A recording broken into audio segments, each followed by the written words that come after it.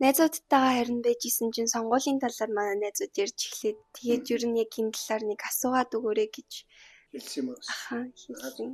За миний охины хичээл намраад аавда туслахаар хүрээд ирлээ. Өнөөдөр ч хагас өдөр шүү дээ. Өнөөдөр тэсгэлээ тусалж ажиллана гэж байгаа юм шүү дээ.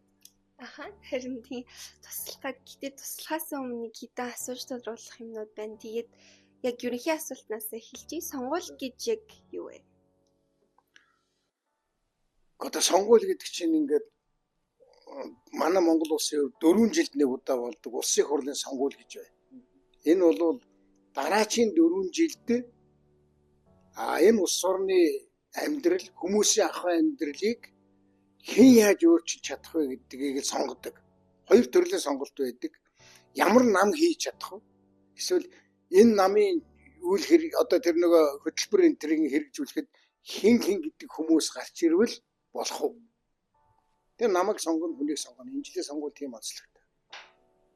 Тэгвэл хэрвээ ингээд одоо би ингээд насанд хүрээд сонгуул өгөх хэрэгтэй болчих юм бол яг хэнийг нь намыг харах ёстой юу эсвэл хувь хүнийг харах ёстой юу? Тэгээд яг юун дээр үндэслэж сонголтоо өгөх вэ? За ингээд сонгуульд бол намууд мөрийн хөтөлбөр дэвшүүлдэг.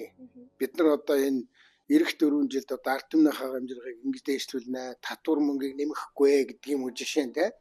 За ер нь одоо их олон юм ярина. Их л олон гоё юм бичиж ярина. Энийг нэг харах хэрэгтэй. Тэгэхдээ ирээдүйд тэгээд өгнө гэдгээс илүүтэй тэр нам тэр засгийн эрхийг аваад улсын хурлд олон холоо засгийн газар байгуулаад 4 жил юу хийсэн бэ гэдгийг л харах хэрэгтэй. Амлснаа хэрэгжүүлсэн юм уу, хэрэгжүүлээгүй юм уу? Амлснаас өөр юм хийсэн юм уу, худал хийсэн юм уу, хулгай хийсэн юм уу, ард түмний хамжиргааг дээшлүүлсэн юм уу, эсдээшлүүлсэн юм уу? Яг л ийм бодиттой юмар нэгдүгээр харах хэрэгтэй. Хоёрдугаарт нь хүмүүсийг ч гэсэн, аавч ч гэсэн.